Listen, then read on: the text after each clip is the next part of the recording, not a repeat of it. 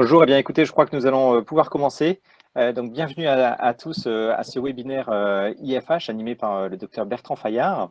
Alors nous sommes très nombreux ce soir, il y a à peu près 500 personnes qui sont inscrites. On a dû limiter d'ailleurs le nombre d'inscrits pour des raisons techniques. Donc on cherchera une solution pour pouvoir accueillir plus de monde si nécessaire à nos prochains webinaires.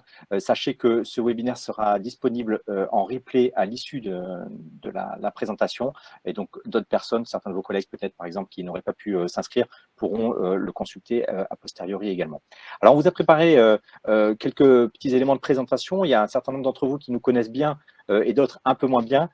Donc, on vous a préparé quelques éléments de présentation sur l'IFH et qui nous sommes.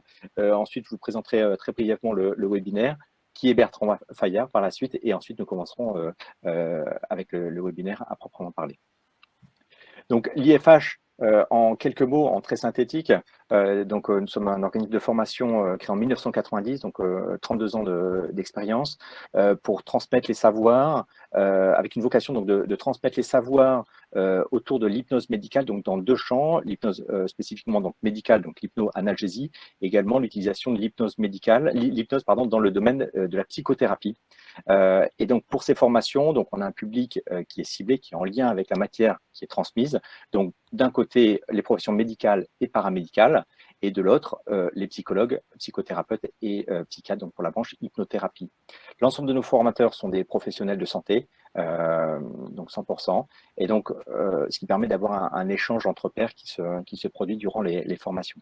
L'éthique est un point extrêmement important, donc on a une charte éthique qui est en vigueur depuis la création de l'IFH, donc il y a plus de 30 ans, et chaque participant s'engage à respecter cette charte éthique. Et également donc une pédagogie, une recherche de qualité des formations donc, qui est validée par un certain nombre d'intervenants.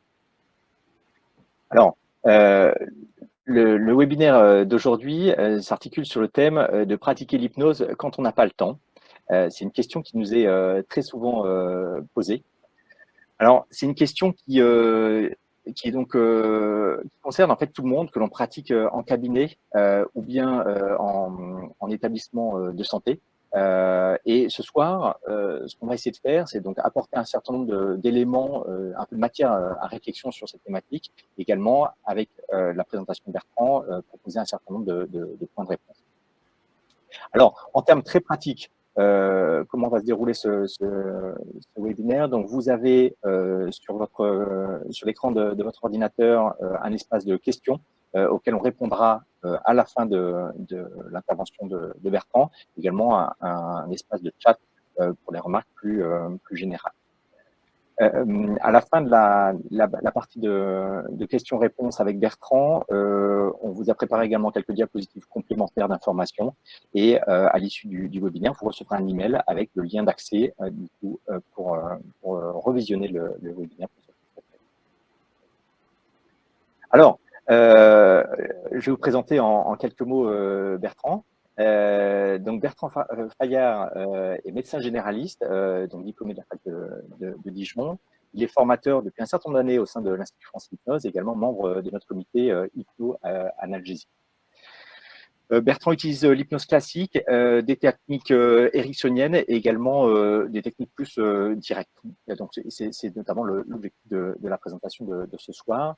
Sa pratique se fait à la fois en cabinet, également en unité douleur au centre Jean-François Leclerc à Dijon. Et il travaille sur un certain nombre d'indications assez variées, en fait, l'aide au sevrage tabagique, la gestion de la douleur, bien sûr, les troubles liés au stress, des phobies, la préparation aux examens médicaux. Un certain nombre d'indications. Sur ce, je vais laisser la parole à Bertrand pour le début de sa présentation. Bon, Hubert. Merci Ronan. Alors, je vais simplement passer. Voilà, je vais partager.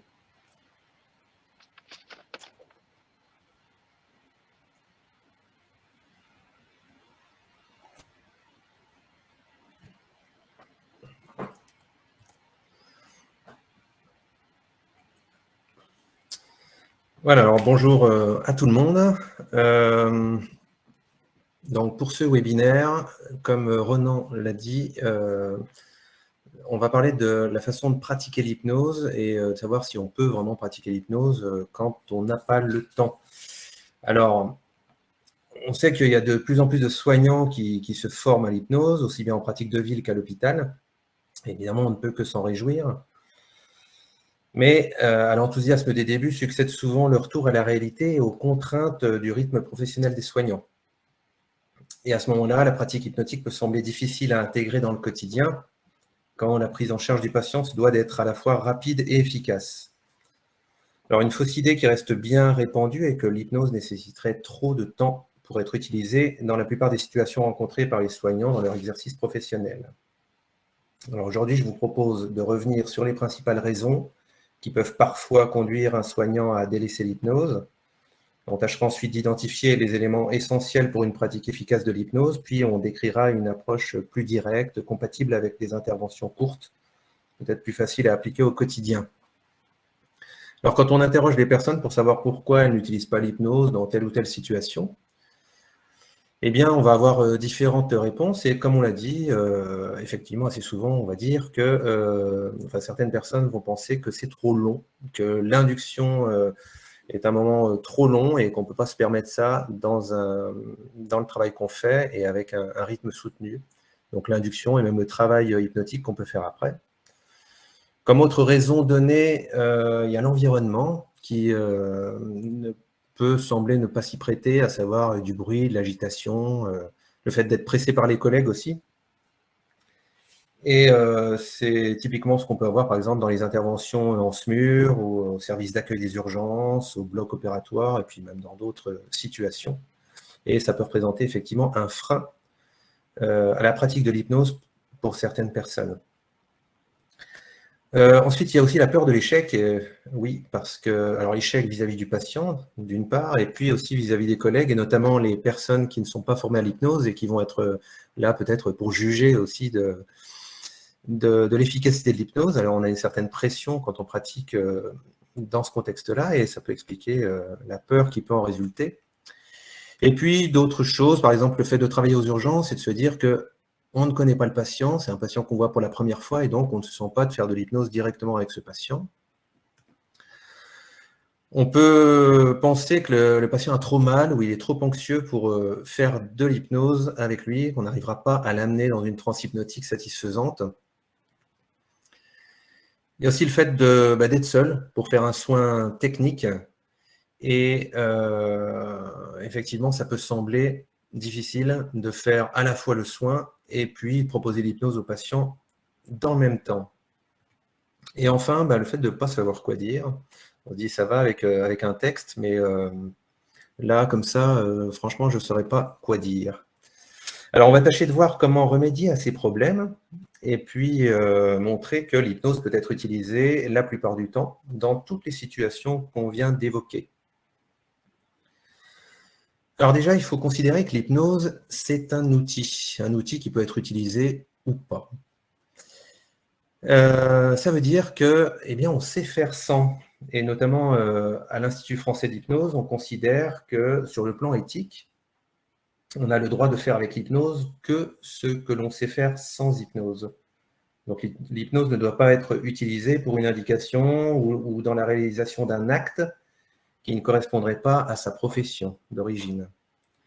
Donc ça veut dire qu'au pire, ça ne marche pas, eh bien on sait faire sans. Et ça, c'est important de considérer les choses comme ça quand on utilise l'hypnose dans le milieu médical ou paramédical.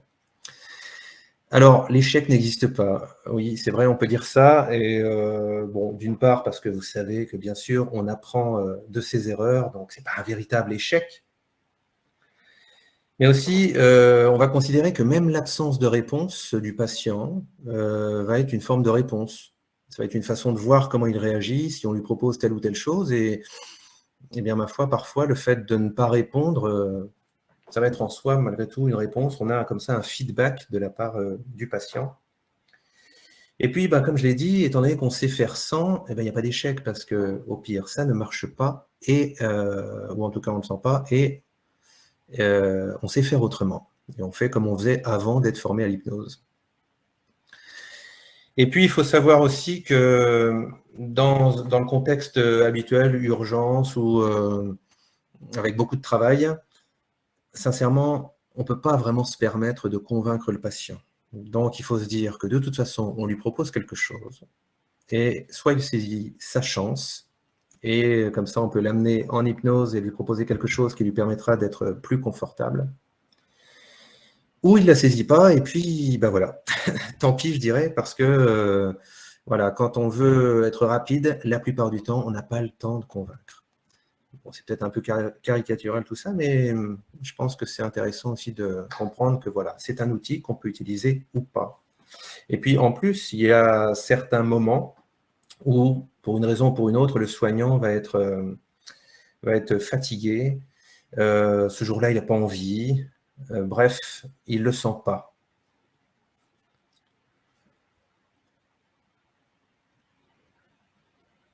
Alors, c'est vrai, comme Ronan l'a expliqué, j'utilise beaucoup l'hypnose directe. Alors, qu'est-ce que l'hypnose directe? Eh bien, ça va être une approche qu'on va souvent opposer à l'hypnose dite ericksonienne. C'est-à-dire que pour moi, une des façons d'utiliser l'hypnose pour des interventions courtes et efficaces, c'est justement l'hypnose directe comme ça. On va dire que c'est dérivé de l'hypnose classique, et qu'on définit souvent comme autoritaire et très directive. Et c'est vrai que généralement, l'hypnose ericksonienne, on a plutôt quelque chose avec des suggestions indirectes, permissives, mais là encore, c'est assez caricatural tout ça, parce que je vous invite à lire ou relire ou à voir des vidéos d'Erickson, et vous verrez que Erickson était très directif, beaucoup plus en tout cas que ce qu'on peut penser quand on apprend les techniques dites ericksoniennes. Alors, avec l'hypnose directe, c'est vrai que c'est intéressant parce que ça permet d'aller droit au but, mais encore faut-il avoir défini ce but. Et ça, c'est évidemment important, pas qu'en hypnose directe, bien sûr. Mais si on veut savoir quoi dire au patient une fois qu'il est en hypnose, parce que souvent, c'est la question qu'on pose, je ne sais pas quoi dire, je n'ai pas mon texte, comme je l'évoquais tout à l'heure. Eh bien, il faut savoir où on va. Il faut savoir pourquoi on a proposé au patient de l'hypnose. C'est important de savoir si vraiment on en attend quelque chose d'utile. Bon, ça peut sembler évident, tout ce que je dis, là, mais parfois on se retrouve à ne pas savoir quoi dire, tout simplement parce qu'on ne sait pas ce qu'on attend pour le patient de cette séance d'hypnose qu'on est en train de faire avec lui. Et peut-être que dans ce cas-là, eh ben, ça serait plus rapide de ne pas faire d'hypnose du tout. Si on ne sait pas quoi en attendre, effectivement, dans ce cas-là, ça pourrait être plus rapide de ne pas passer par la case hypnose. Bon, en hypnose médicale, généralement, il y a deux buts pour une personne, pour le patient. C'est soit on veut utiliser l'analgésie de la transe hypnotique qu'on va obtenir, ce qui va permettre de faire un soin douloureux, par exemple, et pendant que le patient sera plus confortable que sans hypnose. Ou alors, on va chercher à faire des suggestions qui vont être destinées à changer un ressenti ou un comportement. Donc voilà, globalement, soit on cherche une transe qui va être plus confortable et ça va permettre au patient d'être bien plus confortable pendant qu'on fait un geste qui peut être désagréable sans ça, ou alors des suggestions qui vont l'amener à modifier son comportement, son ressenti. Donc, définir le but, et comme ça, on sait quoi dire, puisqu'en hypnose directe, on va dire les choses de façon directe. Donc, les suggestions directes, ça permet effectivement de suggérer exactement ce qu'on veut obtenir, ce qu'on veut que le patient réussisse à faire, sans passer par des métaphores ou des choses plus détournées. Alors peut-être certaines personnes pensent que ça entraîne plus de résistance, mais je pense que sincèrement, une fois que la personne est réellement en hypnose et qu'on est avec lui dans cet état d'hypnose, une fois que la personne est en hypnose et qu'on est avec elle dans cet état d'hypnose, on peut se permettre d'être direct, parce que de toute façon, s'il doit y avoir des résistances, à mon avis, les résistances seront là également, avec des inductions, avec des suggestions plus indirectes. Alors, bon, il se peut que le patient ne réponde pas à la suggestion. Si on fait une suggestion et que le patient ne répond pas, il faut se poser deux questions parce qu'il est possible que le patient ne comprenne pas ce qu'on lui a demandé. C'est pour ça qu'en hypnose directe, on fait les choses de façon assez claire. Il faut que vraiment le patient, et donc on va dire peut-être l'inconscient du patient, comprenne exactement ce qu'on dit, qu'il ait vraiment voilà, la compréhension de ce qu'on lui dit. Et à ce moment-là, c'est simplement parce qu'il n'a pas compris parfois une suggestion qu'il ne va pas y répondre. Et puis, bah, l'autre raison, souvent, c'est qu'il ne veut pas. Et quand je dis il ne veut pas, c'est il peut vouloir consciemment, mais à un niveau inconscient, bah, ça ne veut pas. D'où l'intérêt de motiver la personne et de lui donner des raisons de vous suivre. Alors, il faut savoir que la plupart du temps, les patients qu'on voit, que ce soit en urgence, bien sûr, ou au bloc, bien sûr, on sait que ces patients-là sont généralement déjà dans une transe hypnotique. On peut considérer qu'ils sont dissociés. Ils sont, si on veut, dans une forme d'hypnose. Mais c'est aussi valable, je dirais, pour n'importe quel patient que vous êtes amené à voir, même hors contexte urgence, parce que rien que le fait de se retrouver dans cette situation soignant-soigné, ça induit un état de dissociation. Alors c'est vrai que ça ne ressemble pas à quelqu'un qui serait dans une transe, comme on peut imaginer, avec les yeux fermés ou des choses comme ça, mais il est généralement dans une transe et qui peut être positive ou négative. Négative, c'est-à-dire qu'il va avoir tendance à s'auto-suggérer depuis un moment des choses négatives, mais dans tous les cas, il est dissocié. Ça veut dire quoi? Ça veut dire qu'il est très sensible aux suggestions qu'on va faire. Et en fait, tout ce qu'on va dire au patient peut potentiellement devenir une suggestion, c'est-à-dire être perçu à un niveau inconscient et exécuté comme ça, enfin exécuté, suivi. Donc c'est quelque chose d'intéressant à savoir, ce qui justifie aussi le fait de se former en communication hypnotique, comme à l'Institut français d'hypnose, il y a des formations en communication positive, communication hypnotique, et qui vont être intéressantes puisque la plupart du temps, les gens sont déjà dans cet état dissocié et donc plus sensibles aux suggestions. D'où l'intérêt de savoir quoi dire et quoi ne pas dire. Alors, comment on peut utiliser ça? Parce qu'on se dit, bah, le patient est déjà en transe, il est déjà dissocié. Alors peut-être qu'il n'y a pas d'induction à faire. Et généralement, on dit, oui, il n'y a pas d'induction à faire, c'est plus rapide, c'est très bien. Mais il se trouve qu'on ne peut pas utiliser cette transe comme ça parce que c'est le patient qui a créé cette transe, c'est pas vous. Vous n'êtes pas avec lui dans son hypnose, dans sa transe hypnotique. Donc, il y a plusieurs étapes pour ça.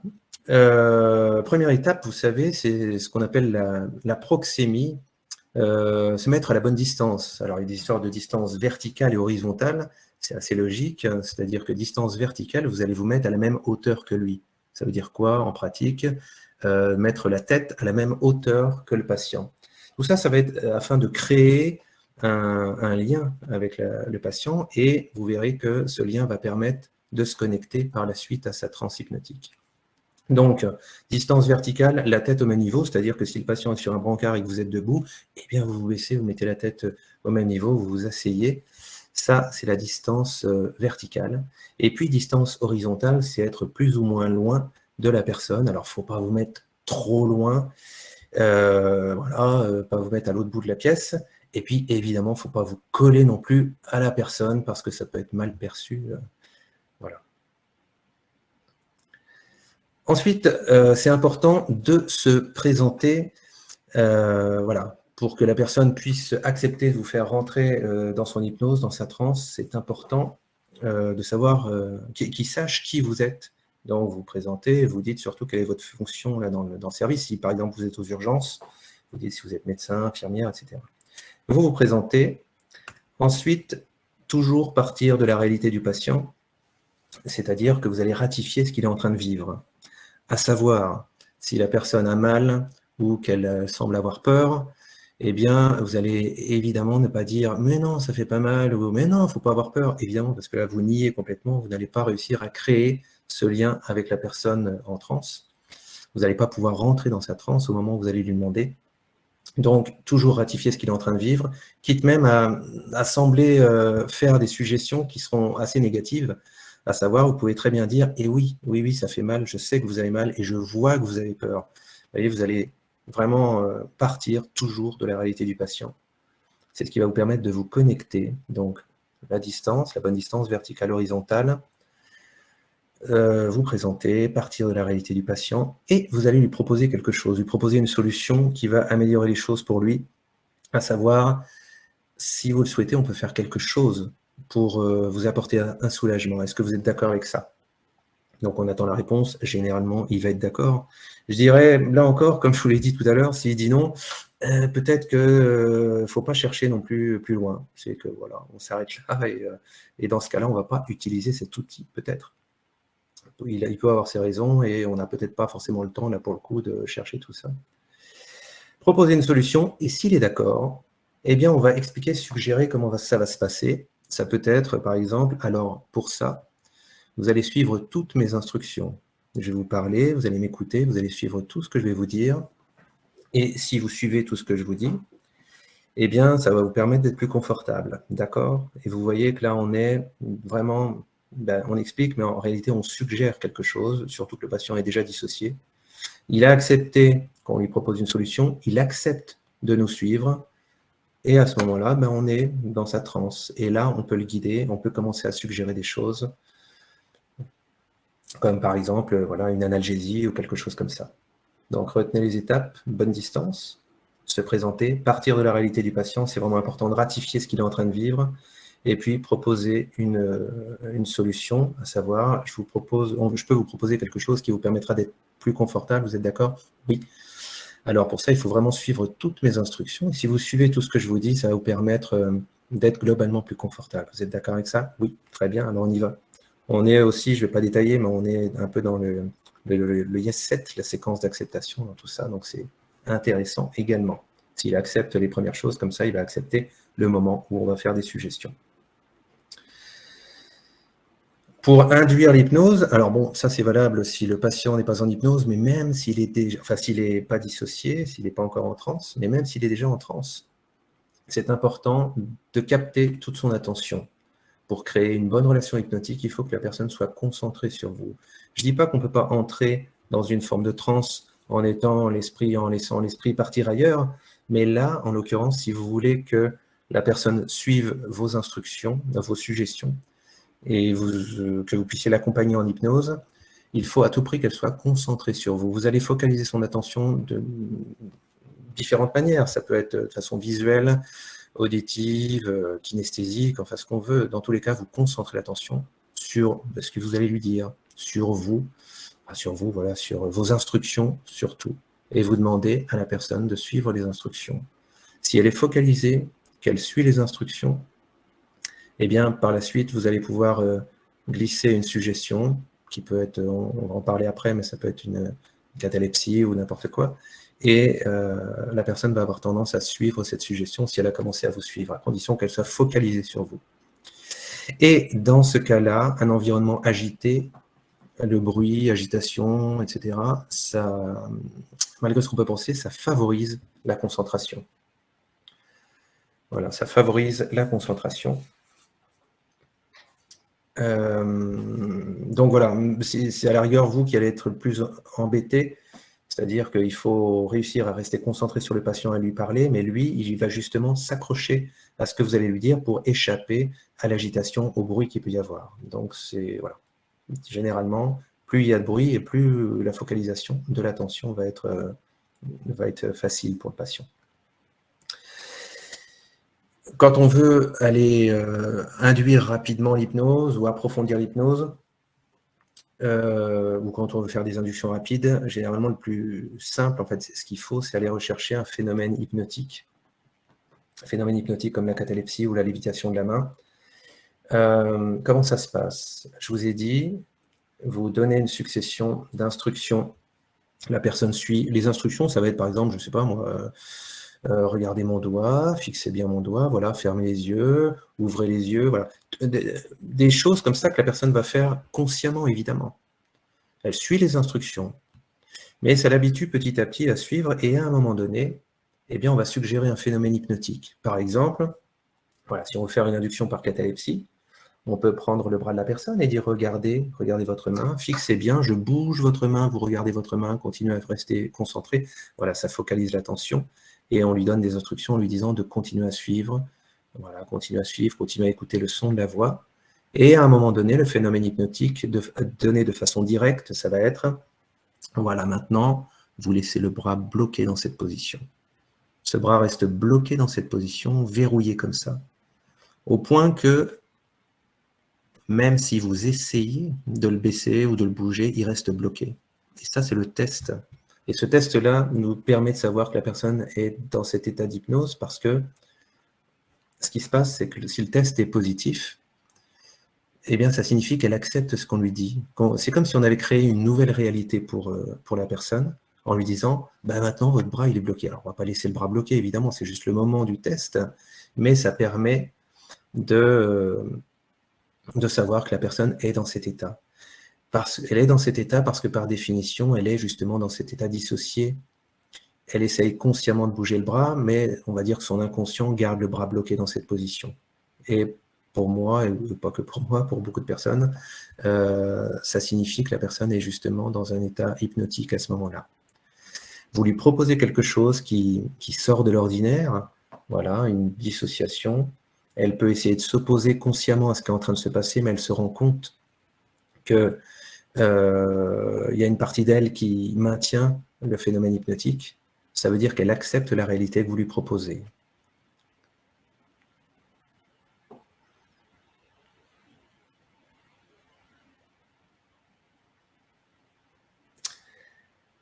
Et à ce moment-là, ben, on peut continuer à faire des suggestions. Là, la personne, il y a le phénomène hypnotique, catalepsie ou autre. Catalepsie, c'est assez facile à faire. On peut faire aussi catalepsie des paupières de la même manière.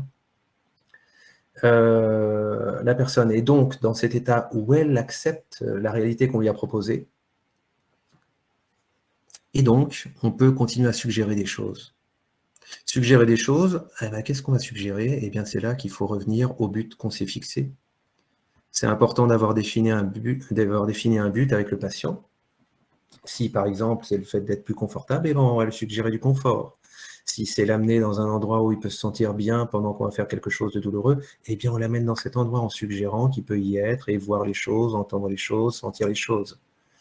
Si on veut, je ne sais pas moi, créer une analgésie d'une partie du corps, eh bien, simplement, on peut suggérer que cette partie du corps va s'endormir. On peut utiliser, après, on peut utiliser, si on veut, des métaphores ou même voilà, tout type de suggestion indirecte si on le souhaite, mais on peut aussi être vraiment très directif. Et dans ce cas-là, voilà, suggérer ce qu'on veut. Et ce qui est intéressant avec un phénomène hypnotique, comme par exemple la catalepsie, c'est qu'on peut attacher une suggestion à ce phénomène hypnotique. À savoir, tant que les paupières restent collées comme ça, ou tant que le bras reste bloqué dans cette position, eh bien, vous pouvez être confortable, ou alors plus rien ne vous dérange, ou voilà. On peut, oui, plus rien ne vous dérange. Il y a peut-être certaines personnes qui ont tiqué un peu parce qu'elles se disent « Ah, mais il faut éviter les suggestions négatives ». Je pense sincèrement que l'inconscient entend la négation, malgré ce qu'on peut penser. En revanche, on va éviter des images qui font mal, des images qui peuvent avoir une connotation négative, justement, on va éviter ça, dans ce cas-là, qu'il y ait négation ou pas négation. Mais si on dit plus rien ne vous dérange, a priori, la personne comprend à un niveau inconscient ce qu'on lui demande. Mais si vous préférez, vous pouvez dire tant que ce bras reste bloqué dans cette position, moi je travaille sur cette jambe par exemple, et puis vous pouvez être confortable. Enfin voilà, vous pouvez dire tant qu'il y a ce phénomène hypnotique, plus rien ne vous dérange, tant que vous gardez les paupières collées comme ça. Voilà, vous restez confortable par exemple. Et c'est intéressant parce que ça permet de ne pas avoir besoin de parler non-stop. Souvent, les personnes pensent qu'il est nécessaire de continuer à parler en permanence, d'accompagner la personne et de décrire tout ce qu'elle est en train de vivre. Mais on peut très bien, alors il ne faut pas que ce soit un geste forcément trop long, mais on peut très bien dire tant que ce bras reste dans cette position, vous êtes confortable, et moi je vais me taire, et vous êtes de plus en plus confortable. Voilà. Et on peut se permettre comme ça de faire des pauses et même associer, suggérer que la pause qu'on va faire va entraîner un approfondissement ou une augmentation du confort. Pas besoin de parler non-stop, effectivement. Cela dit, il se trouve que des fois, on ne sait plus quoi dire. On ne sait plus quoi dire. Et pourtant, on sent qu'il faudrait bien dire quelque chose, ne serait-ce que pour garder le lien. Et effectivement, ça peut être intéressant d'avoir comme ça avec soi des petites choses à dire pour accompagner, ne serait-ce que d'accompagner la personne au rythme de sa respiration. Vous êtes là, vous vous concentrez, vous ne savez pas vraiment ce que vous allez dire, vous n'avez plus d'idées, mais vous souhaitez garder ce lien avec la personne, et ça peut être intéressant dans ce cas-là de faire ce qu'on appelle le pacing, c'est-à-dire vraiment d'être synchronisé avec la personne. Et donc, ça peut être intéressant d'être synchronisé comme ça avec la personne. Et là, on a des petits mots, des petites phrases comme ça qu'on va pouvoir utiliser et qui n'ont pas vraiment de signification particulière. Par exemple, vous êtes là, vous regardez la personne, vous ne savez plus trop quoi dire, et simplement en regardant sa respiration, vous pouvez dire « Voilà, c'est ça ». Ouais, exactement comme ça. Oui, à votre rythme, et vous continuez complètement. Vous voyez, ça n'apporte pas grand-chose, si ce n'est qu'on reste en contact avec la personne. Et ça peut être intéressant. Mais encore une fois, vous pouvez vous permettre par moment de vous taire en annonçant, et même en associant ça à un approfondissement. Mais ça peut être aussi intéressant par moment juste de dire, voilà, c'est ça, complètement. Complètement quoi? Ben, on ne sait pas, mais complètement. Et on accompagne la personne comme ça en restant à son rythme, au rythme de la respiration. Exactement. Voilà.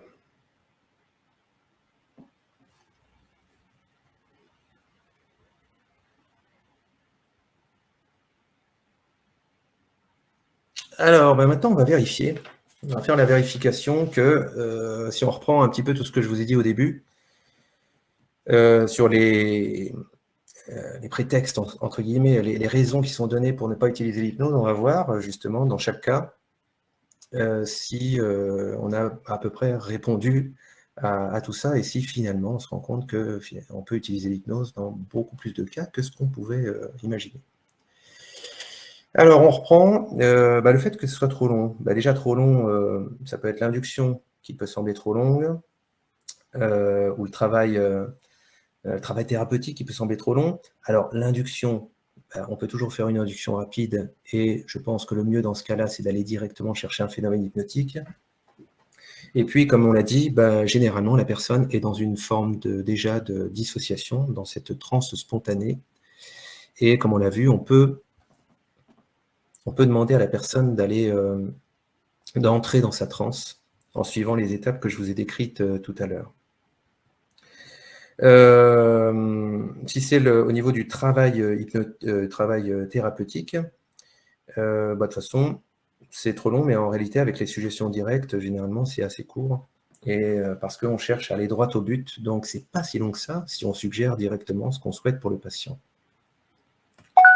Donc ça, c'est bon. Voilà. Ensuite, oui, le bruit et l'agitation, je vous ai dit que ça favorisait la focalisation de l'attention. À la rigueur, vous pouvez être gêné, mais souvent le patient n'est pas si gêné que ça. Il entend les bruits, et d'ailleurs, je ne l'ai pas dit, mais on n'est pas obligé d'aller incorporer ces bruits dans ce qu'on fait, mais on peut simplement dire que voilà, il entend ces bruits, tout simplement, ou même ne pas en parler, ça n'a pas d'importance, puisque de toute façon, c'est évident. Mais bref, dans tous les cas, on focalise l'attention plus facilement quand il y a du bruit, de l'agitation. La peur de l'échec, on a dit, c'est un outil. C'est un outil, donc on l'utilise ou on ne l'utilise pas. De toute façon, il n'y a pas d'échec vraiment, et ça ne perd pas vraiment de temps. D'autant plus si on utilise de l'hypnose directe qui va assez vite. Je dirais que l'avantage aussi, c'est de savoir assez rapidement quand ça ne fonctionne pas ou si on ne le sent pas. Et dans ce cas-là, on peut toujours passer à autre chose parce qu'on sait faire autrement, et heureusement. On ne connaît pas le patient, oui, c'est pas un problème. C'est pas un problème à partir du moment où on peut justement l'amener, se focaliser sur le patient, et surtout créer un lien avec le patient, comme on l'a vu, puisqu'il est très souvent déjà dans une transe, même négative. On n'a pas besoin de le connaître. À partir du moment où on lui donne quelque chose à faire, il va d'autant plus avoir envie de nous suivre s'il est mal. Donc, il va être plus motivé. eh bien, voilà, ça rejoint ce que j'étais en train de dire. Quand le patient a trop mal ou a trop peur, eh bien, il y a plus de motivation. Il est déjà dans une transe spontanée du fait de la douleur, de son anxiété, donc déjà, c'est intéressant. Et puis, d'autre part, donc, plus la personne va être motivée, plus on lui apporte un soulagement possible, et plus il va avoir tendance à suivre ce qu'on lui dit. Le fait d'être seul pour le soin, eh bien, je vous ai dit, il n'y a pas besoin de parler non-stop. On peut très bien, alors il ne faut pas que le soin forcément soit trop long, mais on peut se permettre de faire des pauses, on peut induire l'hypnose et dire, voilà, tant que vous restez les yeux fermés comme ça, ou tant que vous continuez à m'écouter aussi, pourquoi pas, eh bien, vous restez confortable, et c'est une suggestion. Et la personne va d'autant plus suivre la suggestion qu'elle sait que ça lui permettra d'être plus confortable. Donc, on est seul, mais on n'a pas besoin de parler tout le temps, donc c'est quelque chose qui peut être plus facile à faire que ce qu'on pourrait imaginer. Et enfin, je ne sais pas quoi dire, si on a fixé un but, on peut aller droit au but, et donc on sait quoi faire dans ce cas-là. Voilà. Alors, j'ai fini ce que je voulais vous montrer. Alors, j'ai arrêté de... N'ayez pas peur pour ce que vous voyez à l'écran. Alors. Voilà. Merci Et voilà. Bertrand. Et je t'en prie. Merci beaucoup. Alors, du coup, on va pouvoir passer à la phase de questions. On en a déjà reçu quelques-unes. On en a une première qui interroge sur le fait que dans la mesure où il n'y a pas eu d'induction hypnotique, quels sont les signes de transe naturels ou provoqués par un événement et donc comment reconnaître un patient déjà en transe? Alors, c'est vrai qu'il y a certains signes qu'on peut voir habituellement quand une personne est en transe comme ça, mais il se trouve que très souvent, quand la personne est en transe spontanée, par exemple aux urgences ou au bloc, voilà, il est dans un état tel que il peut y avoir une certaine agitation, et dans ce cas-là, on n'a pas les signes qu'on pourrait avoir habituellement. C'est-à-dire que parfois, on peut avoir une espèce d'immobilité, on peut avoir les paupières fermées, les paupières qui battent, tout ça, ce sont des signes de transe. Parfois une relaxation, etc. Tout ça, ce sont des signes de transe qui ne sont pas, je dirais, spécifiques vraiment de la dissociation, mais qui peuvent nous orienter. Mais il se trouve qu'effectivement, dans les moments où il y a beaucoup d'agitation, où la personne a peur ou mal, on ne va pas avoir ces signes-là. Donc, je dirais qu'il n'y a pas énormément de choses dans ces cas-là qu'on peut voir. Il faut juste considérer que la personne est dans cette transe. Et même si on ne voit pas de signes classiques de transe tels qu'on pourrait les imaginer, voilà, on considère que parce que la personne est dans ce contexte de stress, elle est dans une forme de dissociation. Donc voilà, je pense qu'il ne faut pas trop s'attarder à rechercher les signes de transe dans ce cas-là, il faut considérer que la personne y est. Et voilà, s'y prendre, comme je vous l'ai dit, en partant de considérer qu'elle est en transe, et donc se mettre à bonne distance, se présenter, ratifier ce qu'elle vit, c'est évidemment hyper important, et puis après lui proposer. Mais après, elle suit ou elle ne suit pas, mais je pense qu'il ne faut pas trop chercher des signes de transe dans ces moments-là. D'accord, très bien, merci. Alors, une deuxième question de Laura. Lors d'une induction par la fixation d'un point en inspiration et la fermeture des yeux en expiration, le patient change de point toutes les 20-30 secondes. Il parle, il bouge. Que faire?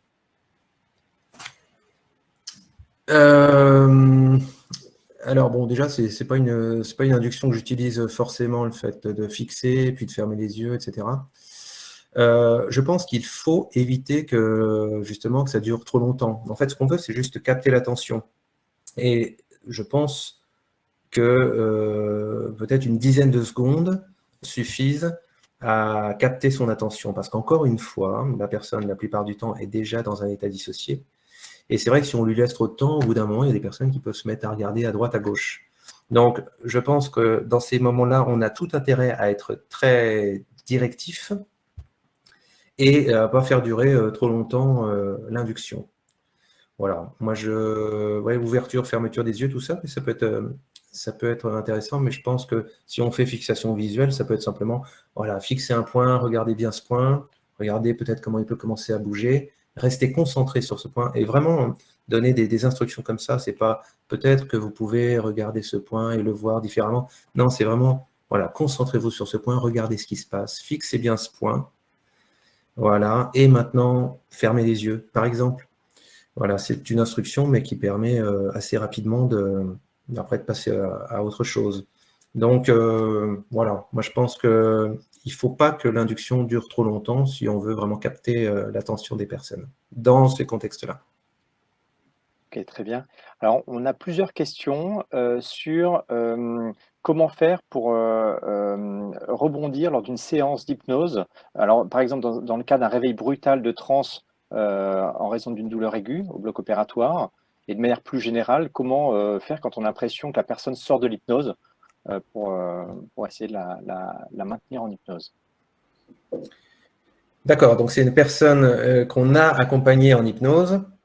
Et puis à un moment donné, on a l'impression qu'elle sort. D'accord. Exactement. Alors, ben, c'est justement cette impression qu'elle sort. Il faudrait, dans ces moments, savoir si réellement elle sort.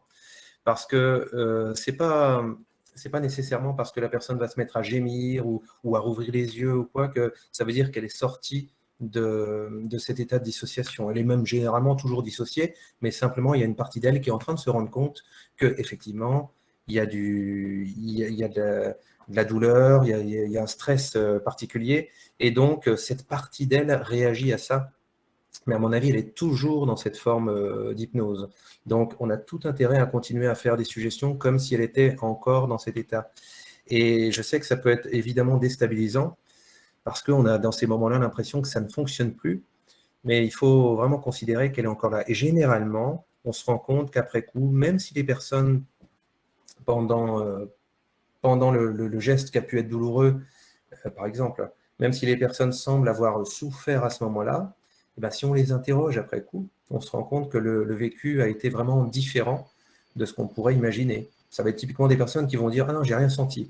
Alors que franchement, si on leur montrait la vidéo, elles se rendraient compte que ouais, ça ne ressemblait pas trop à ça. Donc voilà, il ne faut pas assumer que la personne est sortie d'hypnose. Simplement, il faut continuer à suggérer, mais c'est vrai que ça peut être déstabilisant à ce moment-là. Et continuer à suggérer peut-être un approfondissement, et c'est possible que la personne puisse repartir dans quelque chose de confortable, mais parfois, il y a une partie d'elle qui reste quand même bien présente et qui souffre, mais encore une fois, certainement moins que s'il n'y avait pas eu d'hypnose.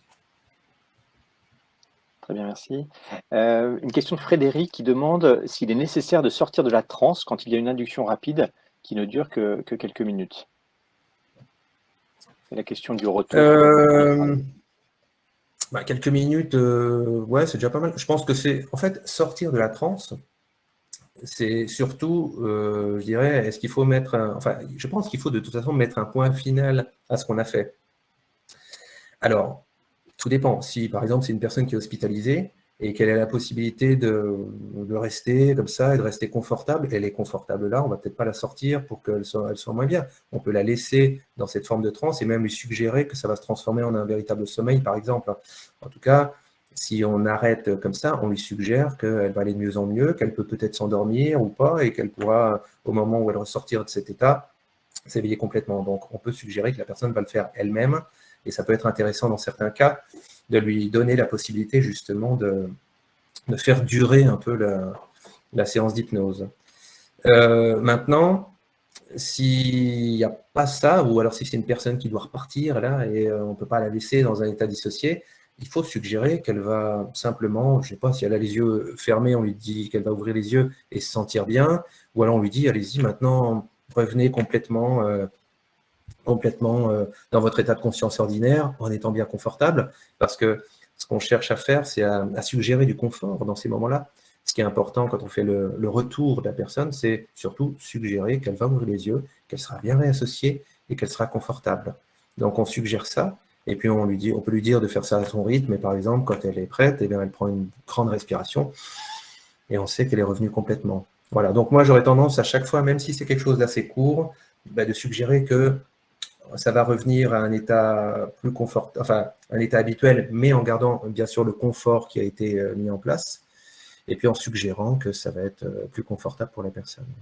Enfin voilà, on fait des suggestions post-hypnotiques de confort. Très bien, merci. On nous demande s'il est possible de poser des questions au patient quand il est sous hypnose. Alors oui, bien sûr, on peut poser des questions et peut-être ce qu'on veut, c'est qu'il puisse nous répondre, quoi. Donc poser des questions, oui. Alors après, comment il peut répondre? Bon, ça dépend. Il y a des personnes qui parlent très facilement quand elles sont en transe. Et dans ce cas-là, ça va, d'autant plus si c'est on va dire une transe qui n'est pas trop dissociée, relativement légère, la personne peut vraiment parler. Il y a des personnes qui sont très à l'aise pour parler en hypnose. Alors, ce qui se fait beaucoup, c'est d'utiliser ce qu'on appelle le signaling, à savoir des petits mouvements de doigts. Et on peut, ou alors faire hocher la tête, voilà, juste un mouvement qui nous permettra de savoir que la personne a bien compris ce qu'on lui disait, ou si on lui pose une question, ça peut être, voilà, si vous avez bien compris ce que je vous ai dit, vous pouvez hocher la tête, ou alors, une fois que vous avez fait ce que vous aviez à faire, vous pouvez me signaler avec un petit mouvement de doigt. Donc oui, on peut poser des questions de cette manière-là. Après, on peut aussi avoir quelque chose d'un petit peu plus poussé au niveau des mouvements de doigts. On peut définir un doigt pour le oui, un doigt pour le non, par exemple, et interroger la personne comme ça. Mais encore une fois, il y a des personnes qui parlent très facilement et on peut utiliser la parole pour ça, c'est pas un problème. Très bien. On nous demande si dans ce type de situation, tu cherches à approfondir la transe et si oui, quelle méthode utilises-tu? Alors, euh, l'intérêt d'avoir une transe plus profonde, justement, c'est-à-dire que la personne soit plus dissociée, parce que c'est ça la définition. L'intérêt que la transe soit plus profonde, c'est d'obtenir une transe qui va être plus stable. Je pense que, en fait, c'est pas parce qu'une transe va être plus profonde que la personne va répondre mieux aux suggestions. C'est bon parce que voilà, on se dit, ah bah, elle répond pas à ce que j'ai dit, ou on réussit pas à avoir, je sais pas, de lévitation de la main ou des choses comme ça. Ah, c'est parce qu'elle n'est pas suffisamment profondément en hypnose, il faut approfondir les choses. J'en suis pas persuadé. Je pense que, comme je vous l'ai dit, elle répond pas, soit elle n'a pas compris, soit elle veut pas, et puis on peut travailler sur ces deux choses-là. Maintenant, l'intérêt d'avoir une hypnose plus profonde, une transe plus profonde, ça va être d'avoir quelque chose de stable, ce qui peut être intéressant, évidemment, si on ne veut pas que la personne se réassocie pendant un soin douloureux, par exemple, plus on va avoir quelque chose de profond, de profondément dissocié, et plus la personne va être confortable et ne risque pas de se réassocier et donc de tout se reprendre au niveau des douleurs. Alors maintenant, au niveau des techniques utilisées, moi je trouve que justement la recherche d'un phénomène hypnotique comme la catalepsie du bras ou catalepsie des paupières ou lévitation de la main, c'est ce qui permet de dissocier davantage puisqu'on teste, enfin en quelque sorte on teste, on n'est pas obligé vraiment de tester, mais on met en évidence une dissociation et donc en mettant en évidence une dissociation, on approfondit cette dissociation. Donc c'est une bonne façon d'approfondir. Après il y a d'autres façons de faire, mais globalement, une personne qui est en hypnose, plus on va lui parler, plus on va lui donner des choses à faire, plus on va lui demander de répondre par des petits mouvements de doigts ou de parler même, et plus elle va approfondir cet état. En fait, approfondir, c'est aussi être plus intensément dans cette transe. Et donc, plus on va lui donner des choses à faire, plus on va lui suggérer des choses, et plus ça va s'approfondir naturellement. Enfin, naturellement, si on veut. Très bien. Alors, tu parles beaucoup de l'inconscient. Quelle idée te fais-tu de ce qu'est l'inconscient du patient? Est-ce que tu en parles avec le patient avant? Alors, je peux en parler avec le patient, et d'ailleurs, ça peut être déjà une suggestion qui peut être faite en amont. Si je lui dis, par exemple, que, à la manière d'Erickson, hein, c'est vraiment, voilà, je pense qu'il y a beaucoup de personnes qui travaillent comme ça, mais on n'est pas obligé d'utiliser l'inconscient, le conscient inconscient pour faire de l'hypnose. Cela dit, Erickson considérait que l'inconscient contenait toutes les ressources dont avait besoin le patient pour régler son problème. Et c'est vrai que c'est intéressant de travailler de cette manière parce qu'on peut très bien suggérer que l'inconscient va se charger de faire les choses qu'il a à faire, etc. Alors bon, généralement on détaille un petit peu plus que ça, mais l'idée c'est quand même ça, d'amener la personne en hypnose et de lui suggérer que son inconscient va s'occuper de son problème. Alors, l'histoire de conscient et d'inconscient, ça peut être utile justement pour expliquer l'hypnose comme ça en disant On a une partie consciente, une partie inconsciente, et dans l'inconscient, il va y avoir toutes les ressources. Et en fait, ce qu'on va faire en hypnose, c'est qu'on va aller puiser dans ces ressources pour vous aider à aller mieux. Voilà. D'une part, ça permet déjà de commencer à dissocier la personne en parlant de conscient inconscient. Et puis, en expliquant, on suggère. On va aller puiser les ressources et ça va vous permettre d'aller mieux. D'accord? Et donc, là, la personne qui déjà hoche la tête, elle a reçu déjà cette suggestion alors qu'on est simplement en train de lui expliquer ça. Donc oui, je peux en parler avant au patient de cette manière, mais je ne le fais pas systématiquement. Et on peut, enfin encore une fois, ce n'est pas absolument nécessaire d'utiliser le mot d'inconscient, de conscient. Mais moi, en tout cas, quand j'en parle, oui, je considère les choses comme Erickson les considérait, à savoir l'inconscient est quelque chose de bénéfique qui contient toutes les ressources dont on a besoin pour régler les problèmes. Très bien, merci. Alors peut-être une dernière question pour qu'on respecte le temps imparti. Une question de Céline qui travaille en imagerie et notamment en IRM, qui me demande si tu pourrais développer un peu, alors bon, dans le cadre imparti, mais si tu pouvais donner quelques éléments sur la méthode de l'hypnose indirecte. De l'hypnose indirecte? Alors, j'ai pas vraiment parlé d'hypnose indirecte ce soir, mais non, c'est direct ou indirect parce que... Alors, elle a spécifié indirect, donc je ne sais pas si elle avait quelque chose de spécifique en tête ou si c'était juste une erreur d'écriture. Dans ce cas-là, ce serait hypnose directe dans le cadre imagerie et IRM Je pour pense ce contexte. que clairement, oui, c'est mieux d'utiliser l'hypnose directe. Alors déjà, je ne sais même pas si on peut parler d'hypnose indirecte. Généralement, en fait, c'est surtout une histoire de suggestion directe ou indirecte. Les suggestions directes, ça va permettre de dire clairement ce qu'on veut et, comme je vous disais, d'aller droit au but. Et là, pour le coup, alors ça serait quoi? Ça serait pour une IRM, par exemple? Oui. Bon, il y a différentes façons de faire, mais en l'occurrence, souvent, on passe assez souvent par l'idée d'un endroit où on se sent bien, où on est confortable.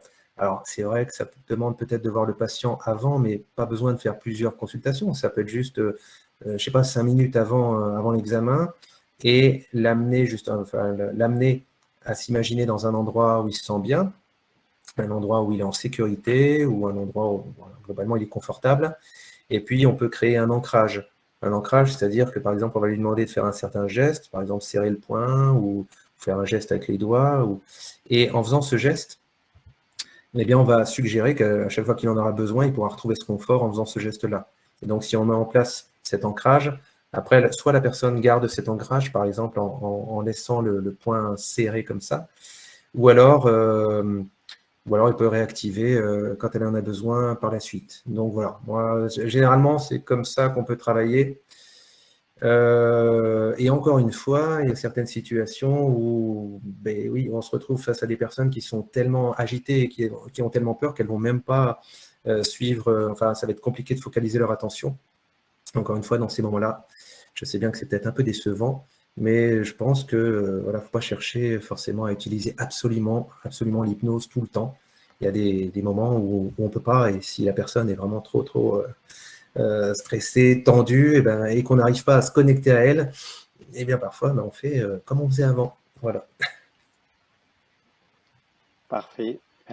Merci beaucoup Bertrand pour tout ce partage. Et bien, je t'en Euh, prie, Ronan, et puis merci à toutes les personnes qui m'ont écouté. J'espère que ça a été assez clair. Oui, oui, c'était très clair, merci beaucoup. Pour les personnes qui ont encore 4 ou 5 minutes, on vous a préparé quelques diapositives avec des éléments d'actualité, d'informations généraux que je vais vous présenter. Je vais parler notamment des prochains webinaires ou séminaires même animés par Bertrand et d'autres actualités. Je vous présente du coup ces éléments.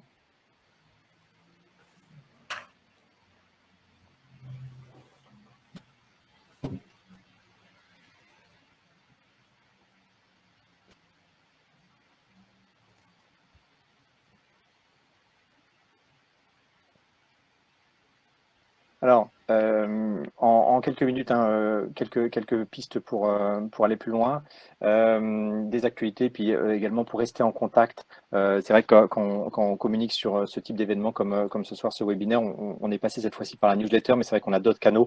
Et donc, l'idée, c'était de vous en toucher un petit mot rapidement ce soir. Alors, pour les personnes qui ne nous connaissent pas encore véritablement, on a fait une très rapide synthèse des différentes formations qui existent dans le domaine. Donc, il y a la communication thérapeutique dont parlait tout à l'heure Bertrand, c'est une formation de 3 jours.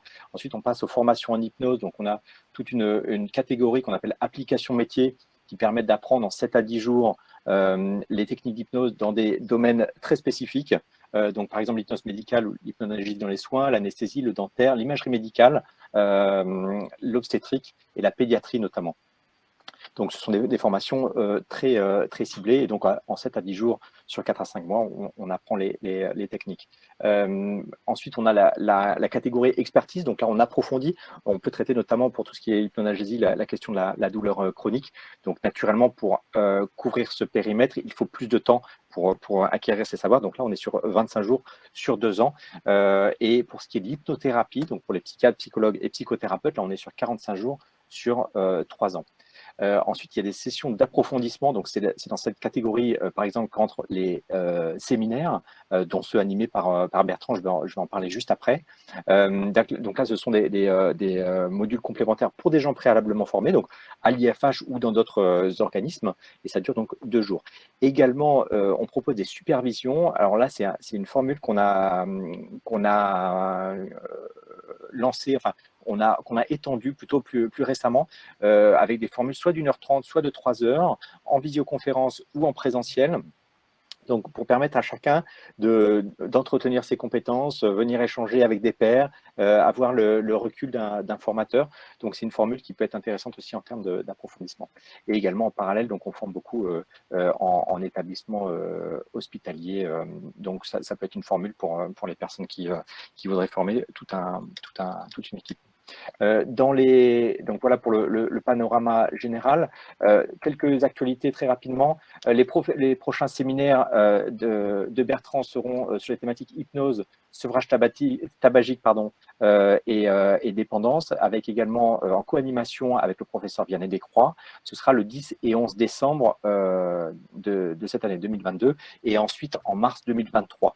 Bertrand animera également un séminaire sur l'hypnose et les problèmes médicaux courants en juin 2023. Je vous donne ces dates en primeur, puisque les dates des séminaires 2023 ne sont pas encore communiquées, seront communiquées dans les prochains jours, mais vous les aurez déjà de cette manière. Également, donc, le technique d'induction rapide qui permet de prolonger ce qu'on a vu ce soir, donc sur 2 jours, ça c'est également en juin 2023. Toujours dans l'actualité, à venir très prochainement au mois de septembre, la formation hypnose médicale, hypnoanalgésie dans les soins, donc sur 7 jours. Alors, la session de Paris est complète. En revanche, il y aura une nouvelle session en 2023. Et pour les personnes habitant en province, il y a la visioconférence qui est encore disponible et également une session à Lyon. Et également à venir en septembre, une personne en parlait d'ailleurs en imagerie médicale, une formation qu'on a développée spécialement sur cette thématique, donc radiologie, imagerie médicale, et donc qui va démarrer en septembre. Donc voilà pour les actualités. Je vous le disais également tout à l'heure, les séminaires 2023 vont être communiqués dans les tout prochains jours, donc restons en contact. Et c'est le thème justement de la slide suivante. On a 3 canaux globalement pour échanger avec vous. Donc, il y a notre page Facebook sur laquelle on communique sur des événements et des actualités en général à échéance assez courte.